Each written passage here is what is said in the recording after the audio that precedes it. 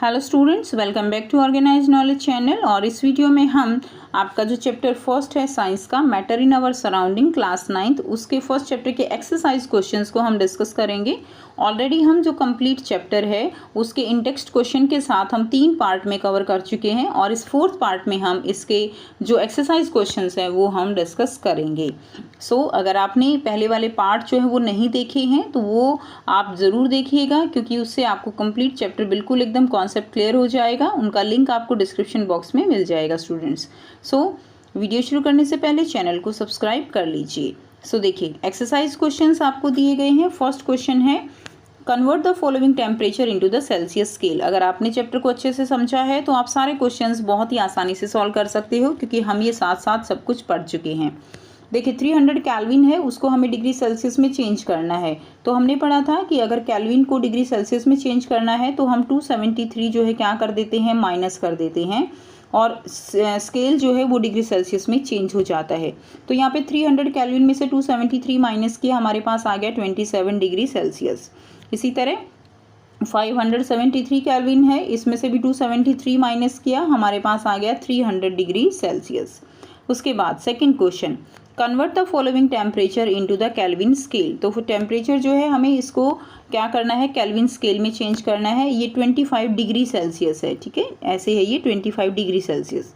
तो बहुत आसान है, डिग्री सेल्सियस को अगर हमने केल्विन में चेंज करना है तो हम क्या करेंगे, हम उसमें 273 प्लस कर देंगे, ठीक है। तो आप याद रखना 273 प्लस डिग्री सेल्सियस जो है, जो भी आपको दिया हुआ हो वो किस में चेंज हो जाता है, केल्विन में चेंज हो जाता है। और अगर हमें क्या करना है, डिग्री सेल्सियस में चेंज करना है, तो हम केल्विन में से जो भी आपको दिया गया हो टेम्परेचर उसमें से 273 माइनस कर देंगे। और ये क्वेश्चन आपके जो है कई बार पूछे जाते हैं।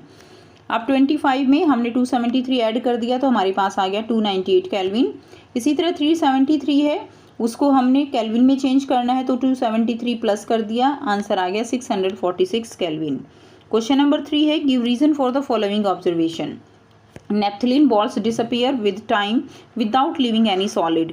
किसी तरह का कोई सॉलिड जो है दिखाई नहीं देता और नेफ्थलीन बॉल्स जो हैं जो होती हैं वो डिसअपियर हो जाती हैं। तो ये प्रोसेस है हमारा सब्लिमेशन, इवेपोरेशन हो जाता है नेफ्थलीन बॉल्स का, ठीक है, इजीली, एंड इसीलिए ये डिसअपियर हो जाती हैं without leaving any solid. So this is the property of sublimation.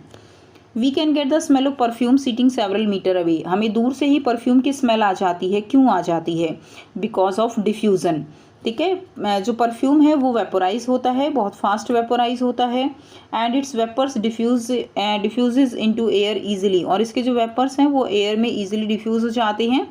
That's why we can smell perfume sitting several metre away, और इसीलिए हमें दूर से ही जो परफ्यूम है उसकी स्मेल जो है वो आ जाती है। क्वेश्चन नंबर 4 है, arrange the following in increasing order of force of attraction between the particles. Increasing order में लिखना है, यानी सबसे पहले कौन सा आएगा जिसमें सबसे कम फोर्स ऑफ अट्रैक्शन है। अगर हम यहाँ पे देखें, वाटर, शुगर एंड ऑक्सीजन, सबसे कम फोर्स ऑफ अट्रैक्शन होता है गैसेस के अंदर, तो सबसे कम यहाँ पे ऑक्सीजन में रहेगा। उसके बाद अगर हम बात करें, गैसेस से ज़्यादा फोर्स ऑफ अट्रैक्शन होता है स्टूडेंट्स लिक्विड के अंदर, ठीक है ना। तो बहुत आसान है, तो इससे ज़्यादा रहेगा लिक्विड में, और सबसे ज़्यादा होता है सॉलिड के अंदर, तो सबसे ज़्यादा जो फोर्स ऑफ अट्रैक्शन रहेगा वो आपका शुगर में रहेगा। Question number 5, what is the physical state of water at.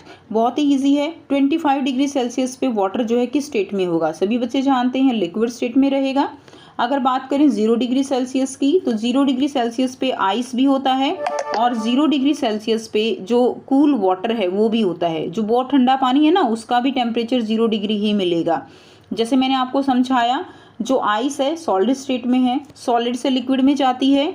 जो ठंडा पानी होता है तो उसके अंदर जो टेम्परेचर होता है वो in the form of latent heat होता है, क्लियर। तो लेटेंट हीट टेम्परेचर में राइज नहीं करती है, वो केवल फोर्स ऑफ अट्रैक्शन को तोड़ती है। इसीलिए अगर हम 0 डिग्री सेल्सियस पे बात करेंगे तो वाटर जो है वो सॉलिड स्टेट में भी होगा और वाटर जो है वो लिक्विड स्टेट में भी होगा। नेक्स्ट 100 डिग्री सेल्सियस पे बात करें तो सेम वही सिचुएशन, 100 पे वाटर जो है वो बॉयल होना शुरू हो जाता है। तो बॉइलिंग के बाद 100 डिग्री सेल्सियस पे वाटर वेपर्स की फॉर्म में भी होता है, ठीक है, और वाटर जो है वो लिक्विड फॉर्म में भी होता है। नाउ तो ये आपका आंसर रहेगा। क्वेश्चन नंबर 6 है, गिव 2 रीजन टू जस्टिफाई। दो रीज़न देने हैं। फर्स्ट है water at room temperature is liquid, तो वाटर रूम टेम्परेचर पे लिक्विड है क्योंकि इसके अंदर फ्लूइडिटी होती है और इसका कोई डेफिनेट वॉल्यूम नहीं होता, कोई डेफिनेट शेप नहीं होती, ठीक है, इसीलिए वाटर जो है वो लिक्विड है at the room temperature. An iron almirah is a solid at room temperature, तो आयरन अलमीरा जो है वो सॉलिड है क्योंकि इसके अंदर क्या है, because it is rigid, molecule जो है वो बहुत ज़्यादा पास पास हैं, and it has a definite shape, इसकी एक डेफिनेट शेप होती है। ये सॉलिड की क्या है, प्रॉपर्टीज़ हैं। बहुत ईजी है। Question number 7, why is ice at 273 kelvin more effective in cooling than water at the same temperature. अगर देखिए आइस जो है वो 273 केल्विन पे यानी 0 डिग्री सेल्सियस पे है, तो वो ज़्यादा इफेक्टिव है कूलिंग में वाटर के कंपैरेटिवली उसी टेम्परेचर पे। तो स्टूडेंट्स जो आइस है 273 केल्विन यानी 0 डिग्री पे इज़ लेस एनर्जेटिक, यानी आइस जो है उसके अंदर वाटर के कंपैरिजन में यहाँ पे एनर्जी जो है वो क्या होगी, कम होगी, और यहाँ पे लेटेंट हीट आ जाती है, इसीलिए एनर्जी ज़्यादा हो जाती है। अब जो आइस है वो क्या होगी, वो मेल्ट होने लगेगी, मेल्ट होगी तो उसको एनर्जी चाहिए, एब्जॉर्ब करेगी एनर्जी, एनर्जी एब्जॉर्ब करेगी आइस, तो क्या करेगी, सराउंडिंग से जो है क्या लेगी, एनर्जी लेगी, और सराउंडिंग्स का टेम्परेचर क्या हो जाता है, सराउंडिंग्स का टेम्परेचर कम होने लगता है, जिससे हमें कूलिंग इफेक्ट होने लगता है, कूलिंग जो है वो स्टार्ट हो जाती है। वाटर में ऐसा कुछ नहीं होगा, इसीलिए आइस जो है वो ज़्यादा इफेक्टिव होती है। So it is because of the difference in the latent heat of fusion which is present in water at the same temperature in the form of extra energy। ठीक है, तो आपको समझ आ गया है, आइस ज़्यादा इफेक्टिव होती है कूलिंग करने में क्योंकि वो जो है एनर्जी जो है वो एब्जॉर्ब करती है सराउंडिंग से। Question number 8 is what produces more severe burn, boiling water और स्टीम।